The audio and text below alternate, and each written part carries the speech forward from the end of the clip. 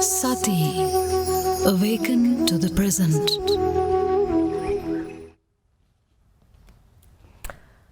And we're joining you on Sati this Poya Day as well to discuss mindfulness as a way of life. But today we'll take a new topic under discussion. The question of what we know and how we believe in what the Buddha preached, what was taught to us and what was really written in the Tripitaka, what the Buddha preached.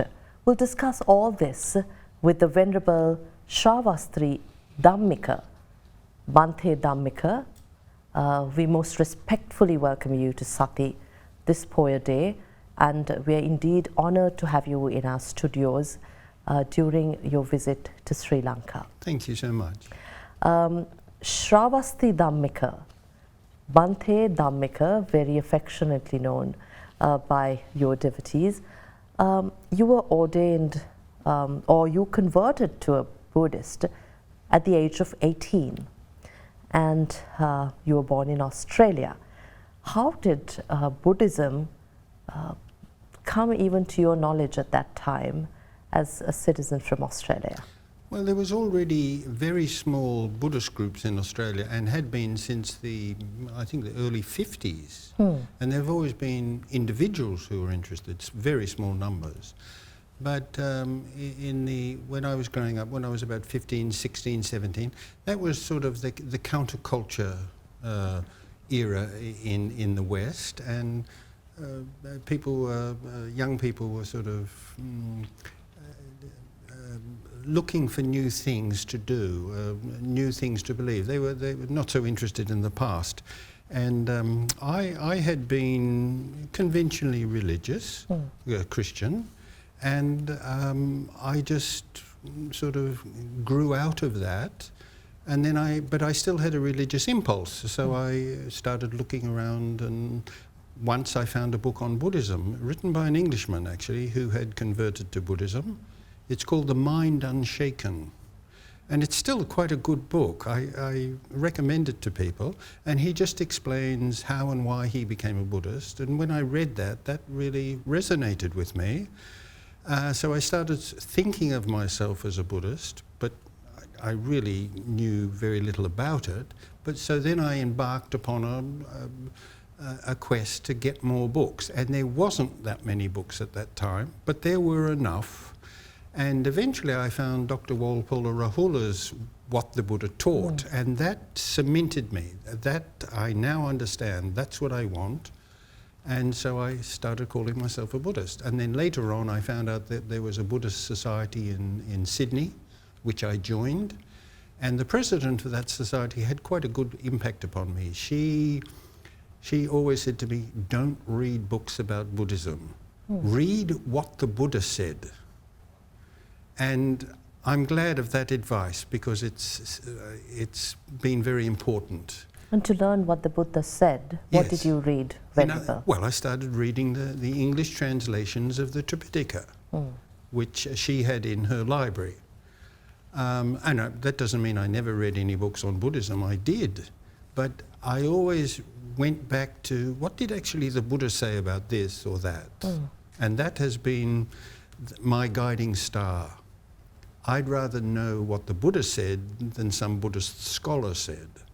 I certainly read scholarly works, but I check it against what is attributed to the Buddha. At the age of 18, when you converted from a Christian to a Buddhist, what did Buddhism mean to you? What did you understand as Buddhism at the early stage? Well, one thing that did strike me was this idea of kindness to animals. This was emphasized in this book and several others. I think my parents, particularly my mother, always emphasized very strongly this idea of kindness to animals. So it was already in me. But when I heard that there's a religion that actually says that animals should be treated with kindness and respect, that resonated with me. Then the idea that you can be spiritual without necessarily believing in a supreme being. I'd sort of lost interest in that idea. It just didn't convince me. So that was another point. And maybe for an 18-year-old, a little bit of the mysticism, you know, the mysterious East, maybe that was an attraction too. That's in my adolescent beginnings, as it were. Later on, that changed.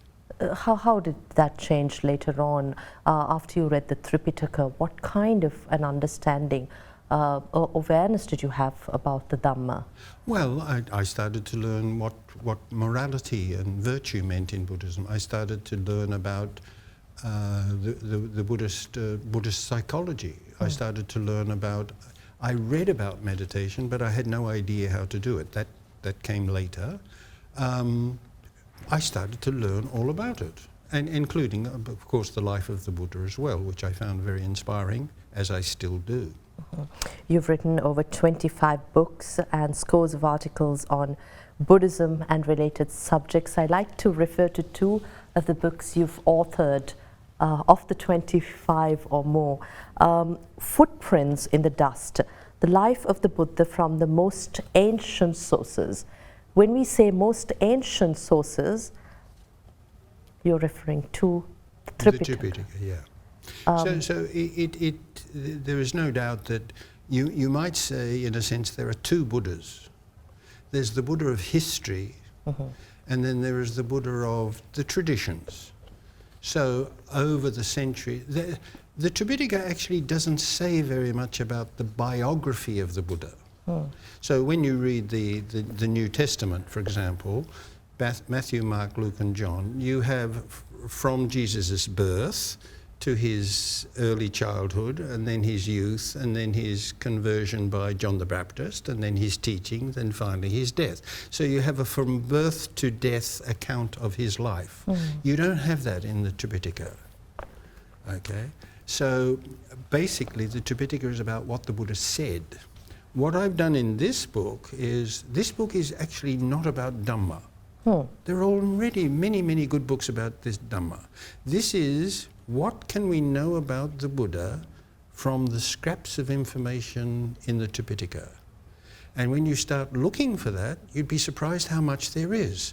So you get quite a good picture of what he was like as a person, what it would be like to meet the Buddha. What would it be like to meet the Buddha from the popular or the imaginated, let's say, rich literature that we've grown up knowing? Well, he didn't have a golden light coming out of his eyes.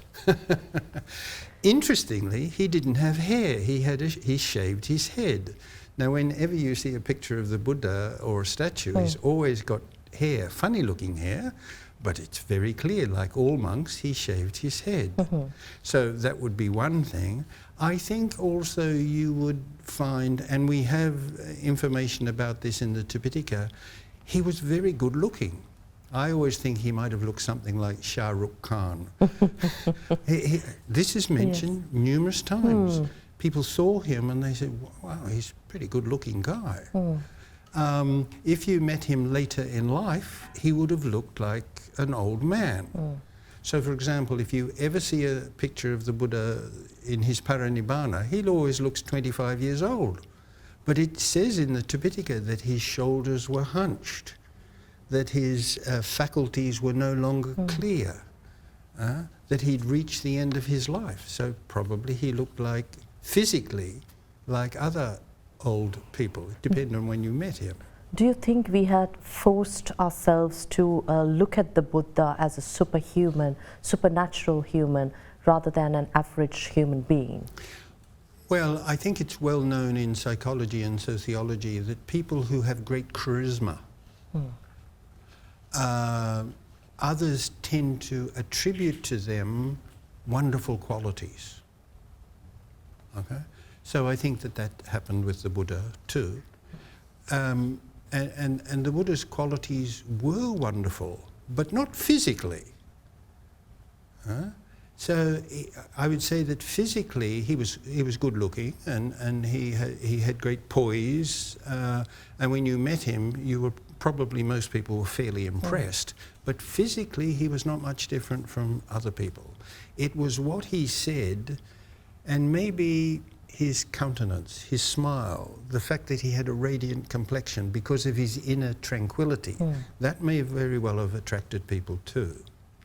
What do we know of or understand of the early life of the Buddha as Prince Siddhartha in a palace life, living in luxuries with Ramya, Suramya, Subha, as they say, of 3 palaces built to withstand the climatic conditions of the time? Yeah. Well, the first thing is, it's very unlikely that his father was a king.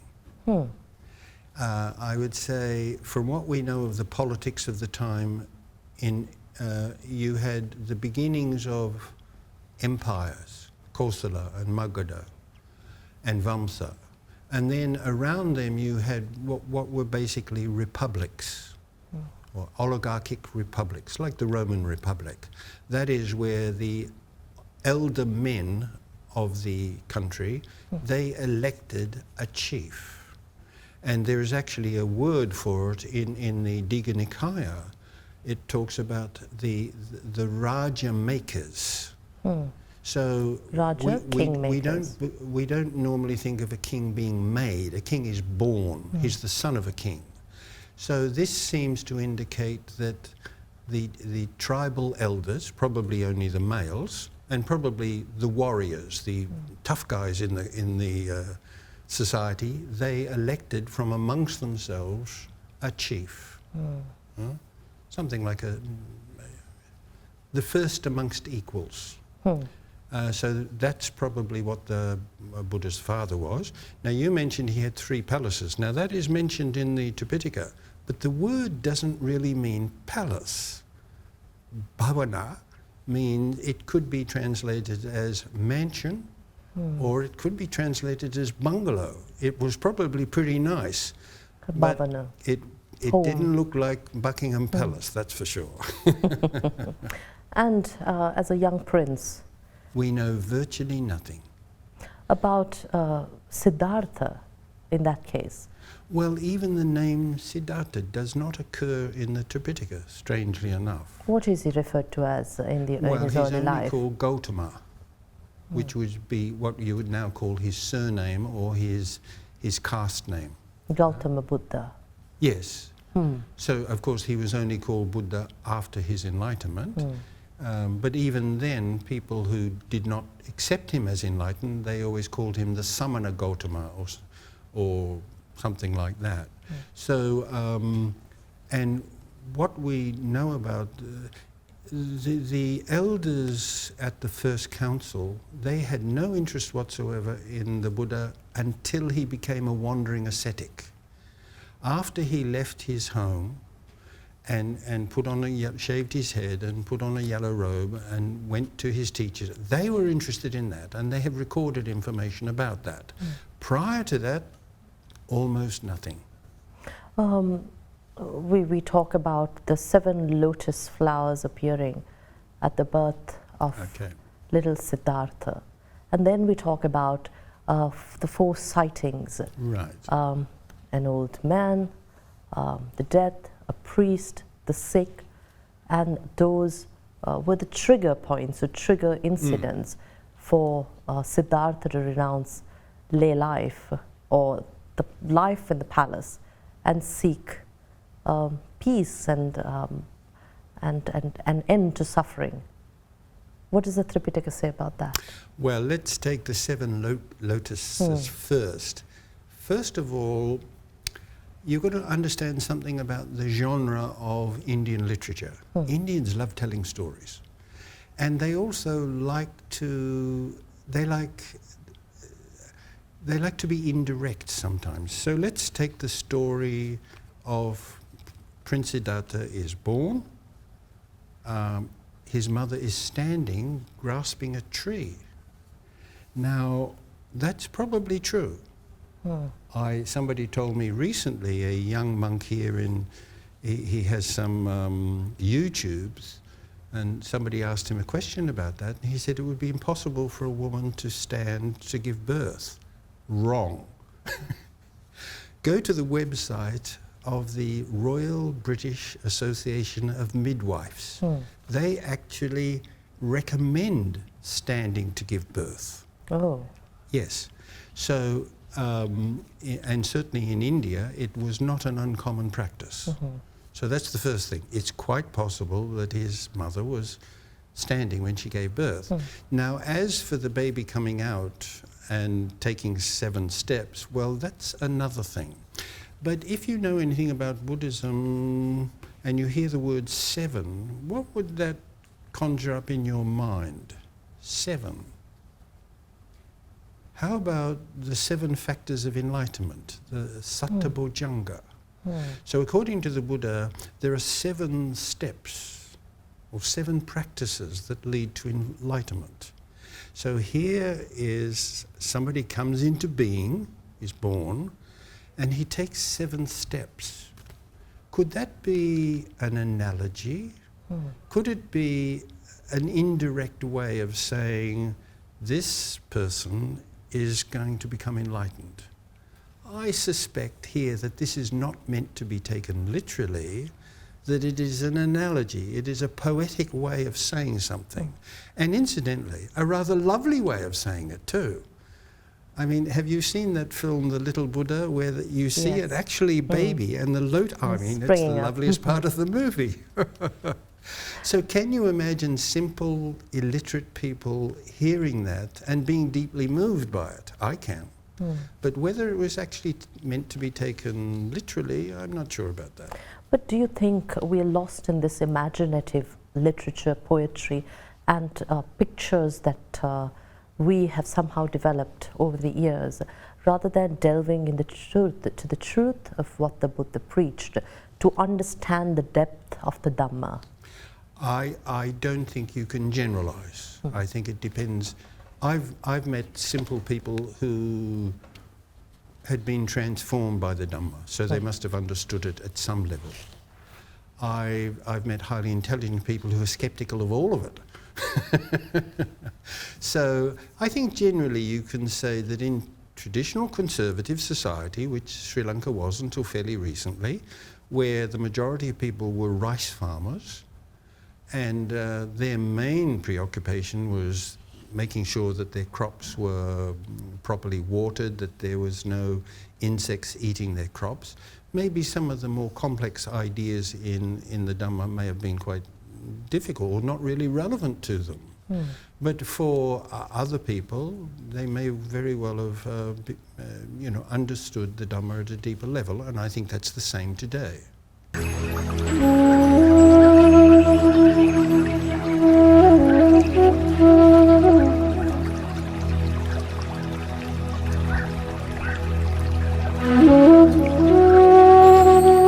Sati, awaken to the present. Bhante, you were ordained in India, and then you came to Sri Lanka, where you studied Pali, and also you were ordained under the last disciple of the Venerable Anagarika Dharmapala. Since 1976, you've seen Sri Lanka, you've traveled to Sri Lanka, and you've understood how the society works, what the society... well, not completely, but I know something about it, yeah. We are very heavy believers of rituals as Buddhists.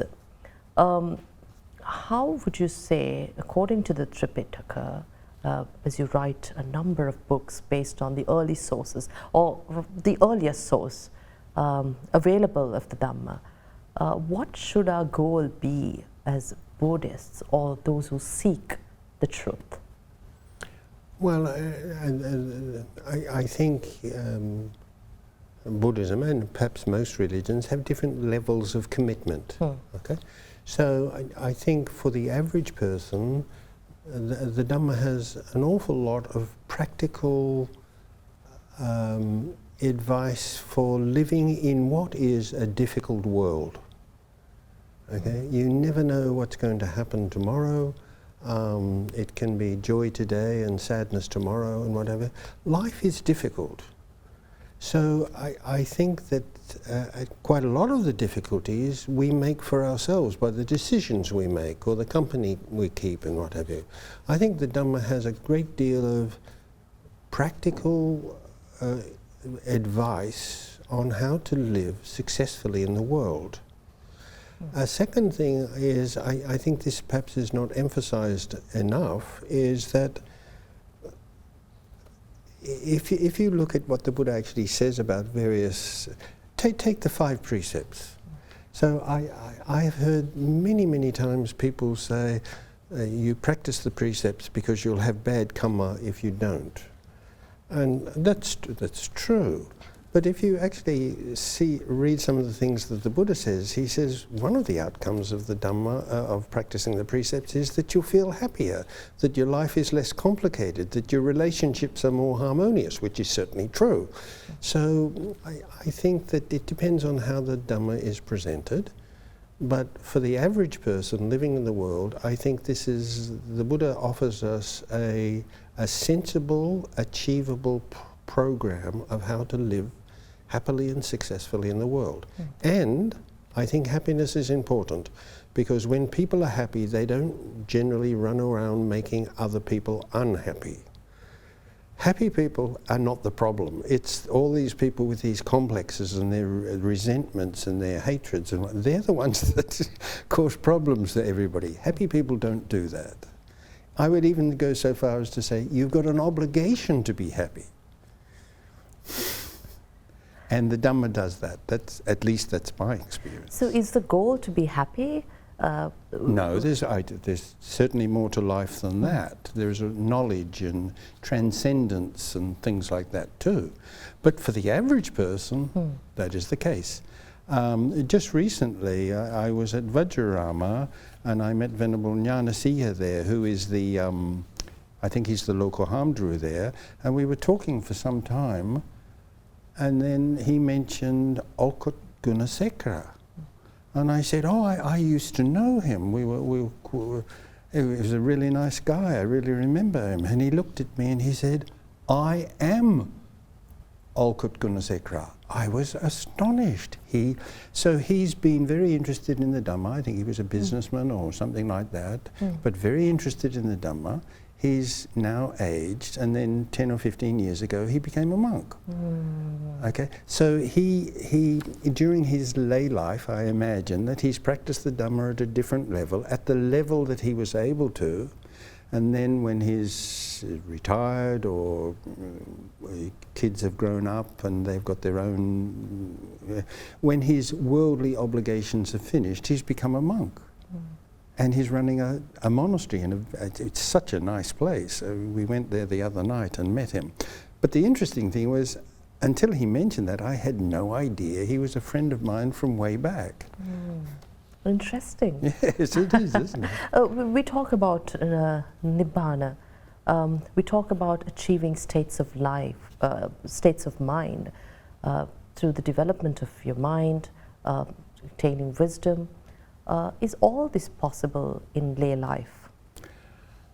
No, I don't think it is. And I don't think it's necessary either. Of the 3 most influential people I ever met in Sri Lanka, the people who had most impact upon me, 2 were Hamdarus, and 1 was a layperson. But he was unmarried, and he spent most of his life working in a library. He was a librarian. And I think he had been more transformed by the Dhamma than I have been. So I think it can be done, but I think that's sort of exceptional. I think reaching the higher levels of transcendence, which is what Nibbana is about, that takes a major change in your lifestyle. And I don't think most people are ready for that. You know, if you've got a mortgage and a partner and 3 kids, and my God, you've got to pay next week's bills and all of that, and you've got a problem with your neighbour and your boss, and I don't think it's going to I don't think it's going to happen. The Dhamma can help you. It can help you negotiate your way through those things. And maybe, like my friend I was just talking about, later on in life, when you've laid basic foundations for these things, maybe then you can start aiming higher. You mentioned about karma. We constantly, or at least the Buddhists in Sri Lanka, talk about and bringing an end to the suffering, achieving a state of mind. The goal is to achieve Nibbana by ending the suffering. So what are at least the simple steps, practices that you can incorporate while paying the mortgage, while taking care of kids, parents, and while in this rat race? Yep. Well, I think this comes down to bhavana. And my understanding is that one of the really positive things that's happening in Buddhism in Sri Lanka in the last 10 or 20 years is a regrowth of interest in meditation. And particularly mindfulness meditation. You've got some very, very good teachers like Venerable Dhammajiva. You've got really good people teaching basic meditation like Kiribati Gaudanyānananda and others. I think Vitara Wetamuni, I don't know whether he's still around, but when I was here, he was a very good meditation teacher. So is it possible to practice meditation in your daily life? And the answer is yes. So in my case, I do two practices. I do what's called the anusatis. Recollection of the Buddha, recollection of the Dhamma, recollection of the Sangha, recollection of Sila, of Kaga, of Marana, death, honor, of peace. So if you take one of those, this is what, I'm just telling you what I do. So I do mindfulness of breathing most of the time, and then when I feel like it, once a week maybe, I stop doing mindfulness of breathing and I just do Sila Anusati. Sila Anusati. Sila Anusati, yeah. Recollection on virtue. So this is as I do it. What the Buddha says is, recollect your own good deeds. Okay? So first of all, to recollect a good deed, you have to have done some good deeds. Okay. But I think most people probably have. A small act of courtesy to somebody. That's a good deed.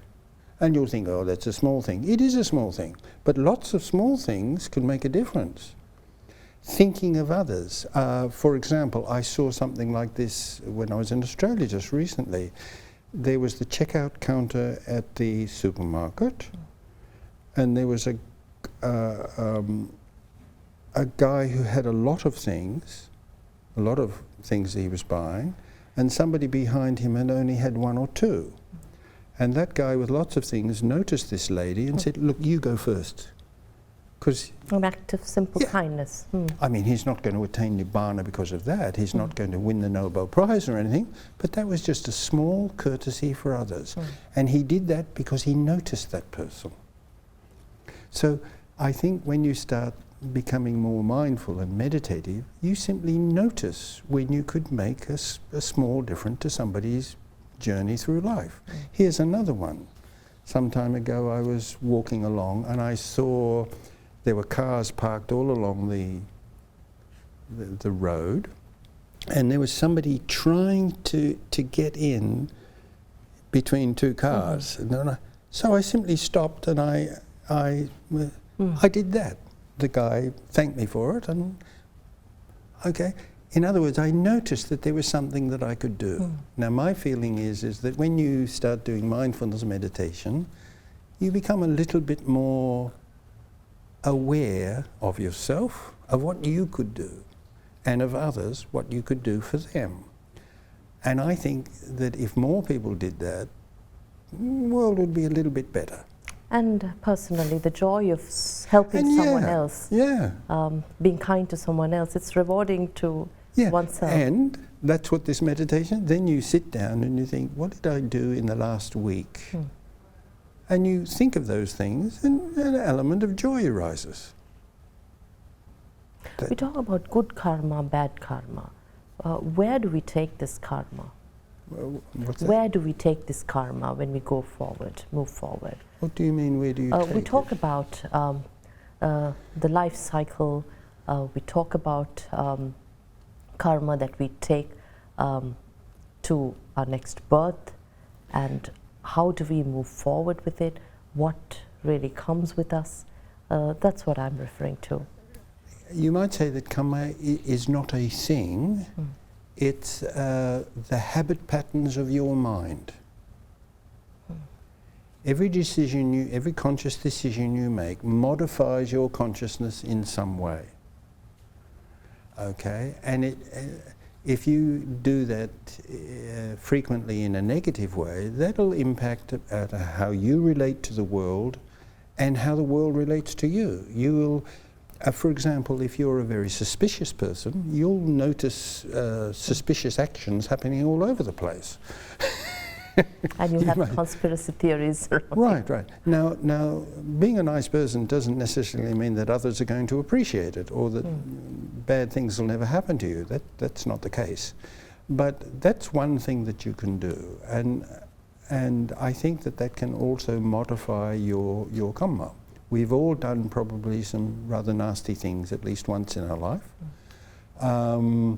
Once again, if you do that meditation, Silanu Sati, you can think about maybe something you did, you snapped at somebody, or you were very rude to them, or you said something really unpleasant to them, and you may have done it a long time ago. You can resolve any regret by doing this. You say, well, that was then, it was a mistake, I've learned from it, I'm going to try hard not to do it in the future. You were a Christian, Bhante. When you were 18, you converted to Buddhist, you said. So you mentioned regret. Sometimes you tend to regret, live in regret, and not ask for forgiveness. This is a practice that we've heard among Christians. You ask for forgiveness, you confess of your wrongdoing or any mistakes that you've made. How important is this to cleanse your inner self? Well, in the case of Christians, of course, they ask for forgiveness from God, which is undoubtedly makes people feel better. So I would say in the case of Buddhism, first of all, you forgive yourself. Now, of course, you've got to do that genuinely. Then what you can do is you can make amends. You can say, well, I did something really nasty to that person some time ago. I'm going to go up and apologize. Or whatever it happens to be. You can do something, as it were, to make up for that. Okay? And that can heal wounds. That can change them. That gives them perhaps an opportunity then to forgive you for the trespass that you made against them. We've been taught about the impermanence of this world, of our being, the basis to the Buddha's preachings. But how much do we understand? Well, I don't know about you. And when we speak of impermanence, what does this really mean, Bhante? It looks like we are holding on to what we have, and we constantly thrive and strive to bring more and grasp more and attain more. So the happiness of letting go, how do we try to understand that? Well, I think certainly contemplation can help there, but my understanding is that generally as people mature, as they become older, life generally tends to teach them that all those things they used to worry about and fret about and feel that their life is incomplete unless they do get that particular thing, they've generally learnt that that's not the way. Okay? It's not that so much that you give up those things, but rather that they give you up, as it were. So that's what I feel on that. we have a lot of beliefs here, but the institution, we've been talking about Buddhism, and there are also many non-Buddhists like yourself in the past who has embraced the philosophy but not necessarily become a Buddhist or converted as a Buddhist. So the Dhamma and the word of the Dhamma, how important is it to our lives in your understanding, especially at that early stage when you started reading and understanding Buddhism? And what kind of meditation or bhavana practices did you incorporate at the time to be more aware of what's happening around? Well, it wasn't until I went to Burma. So I left Australia, I went to Thailand, I stayed there for a while, and I decided not to become a monk there. And so I went to Burma, and I had the very good fortune of meeting a disciple of the great meditation master, Mahasi Sayadaw. And that's when I first, I did a 1-week meditation course. I went back to Thailand, because in those days you could only stay in Burma for a week.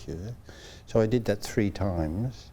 And then, so obviously I couldn't become a monk in Burma, so I went to India, and then I heard about Sri Goenka, the Indian meditation teacher. So then I started to do his meditation, and I found that very, very helpful.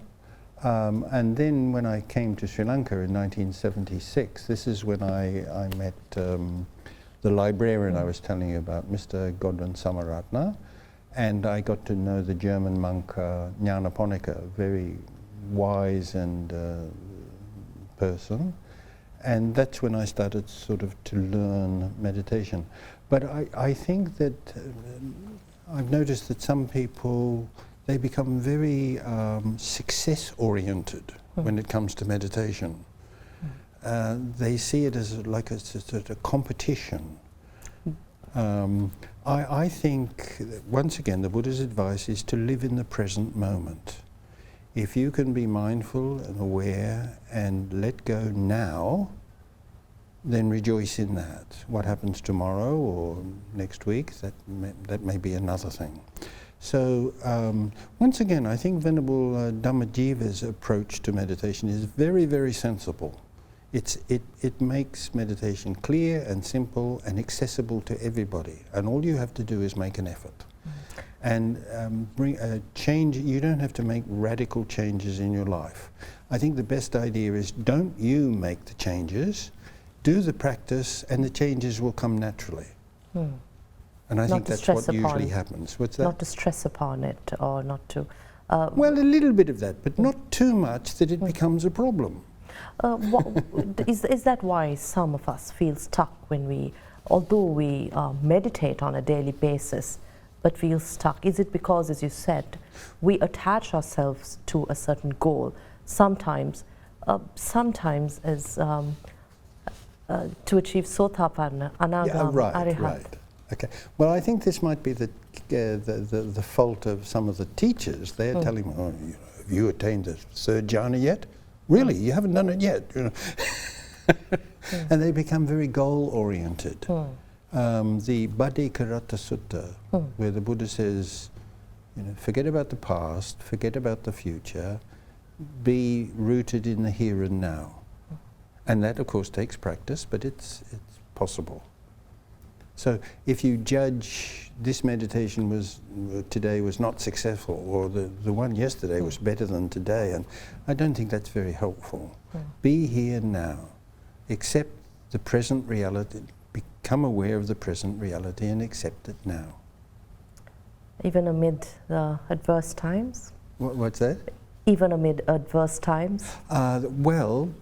This is in Singapore. When I was in Singapore, I could always tell when the exams were on at the university, because students never came to ask you about meditation, but then 2 weeks before the exams they come up, "Bhante, how can I learn to meditate and relax?" And I said, "Well, I'll tell you, after the exams come and see me and I'll teach you then to prepare for that later.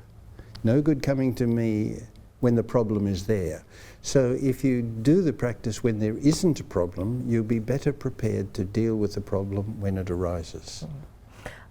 Many of our audiences are keen to listening to Venerable Bhante's talking about pain, management of pain, or at least through the Buddha's preachings, how we can seek salvation when it comes to the hurt, the pain that we feel every day due to, again, these attachments that we have. Well, the Buddha talks about the man shot with 2 arrows. So when a man's shot with an arrow, or when a person is shot with an arrow, he experiences 2 types of suffering.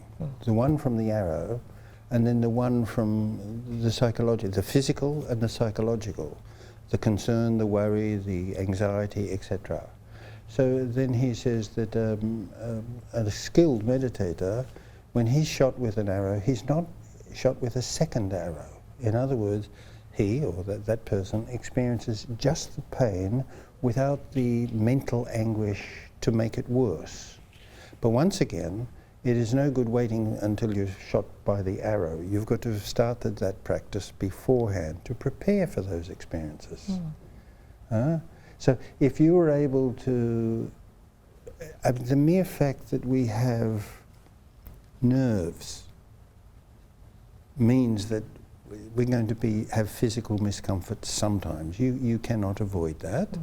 Well, you can die. Generally, you don't have too many problems after that. But the psychological anxiety and that very few people commit suicide to escape physical pain. But emotional pain and distress, yeah, many people find that even worse. It is that aspect that I think Buddhism offers a great deal of practical advice. You spoke about suicide. We've been talking about that because we've heard a number of cases where even young children, teenagers, resorting to this. Yes, very, very tragic. Unfortunate. But you spoke about managing your emotions, understanding them. So this also means we have to learn beforehand, practice at a very young age. Is it to understand your emotions or to face them better? Well, I think such things could be taught in school. But the problem is that kids, there's so much that they have to know now that, well, when I was a kid, we used to have a session every week, health. Wash your hands, eat proper vegetables, all that sort of thing. These were life skills that they taught in schools. So managing your emotions and managing your relationships, that could be taught in schools, but the reality is nowadays that kids have got so much that they have to learn just to get by, that can't become a part of the education, unfortunately. Hopefully, temples or meditation centres would be places where people could go and learn those things. That would be the ideal situation, but whether that is available for everybody, that's of course is another thing. And finally, if you can leave us with a simple practice of meditation, bhavana, especially when it comes to pain, to managing your emotions. I know you shared with us an important reflection of the good deeds that we do, but it's a daily practice if you can leave with us. Well, the other practice that I do regularly is metta bhavana. Now, I think some people think that metta bhavana is, you tell the old upasika ammas to do that because that's not vipassana, that's not the high meditation. That is a very, very good meditation if you do it properly. To sit in a comfortable posture, to calm your mind, and then to impart a blessing to yourself. May I be well and happy. May I be peaceful and calm. May I be protected from dangers. May I achieve my aspirations. May my mind be free from hatred. May my heart be filled with love. Then you think of somebody you care about. a spouse or a brother or sister or your loved one, whatever, you do the same to them. Then you think of somebody that you know, you come into contact with regularly, but you don't care about them one way or another. And then you do it to them. Then you think of somebody that you don't like. And the advice in the Visuddhimagga is very good advice. Don't think of somebody that you really dislike. Just think of somebody who irritates you and do that. If you do that with sincerity and with heart, that will make a big, big difference to your life and to your relationships. I recommend that. I never used to do that meditation. I'm a man, I don't do all this silly love everybody. This is nonsense. It's a very therapeutic practice. I think that one of the great contributions to human betterment is metta bhavana. It's easy, everybody can do it, and if it comes from the heart, it will transform your heart. That's what I think. So we leave you with the message of loving kindness to practice metta bhavana. Venerable Shravasti Dhammika, Savatnuara Dhammika, is that right? You've authored over 25 books, and of them I have 2 books. The translation Bhante of Shravasti Footprints in the Dhammika Dust, reflects on the to roots of Sinhalese, Buddhist understanding, revealing how happiness, morality and mindfulness lay the foundation for true inner peace. Sati with Indeewari Amuwatte. Watch the Derana this poet day, the 5th of November at 11 a.m. Talking about the early lives or the life of the Buddha, Sati, from awaken to the present. the earliest sources. Quite important to us, and I'm thankful for the time you've spent speaking to us today. Shravasti Dhammika, Venerable Dhammika, was born in Australia in 1951 into a Christian family and converted to Buddhism at the age of 18, and in 1976 came to Sri Lanka. And we are indeed grateful for your time spent here at our studios, joining us on Sati to share the word of the Dhamma. Thank you so much. Thank you very much. And Sati, that's an end to yet another episode of Sati, a mindfulness for your daily life. We will see you again next Poya Day with yet another insightful discussion on Sati.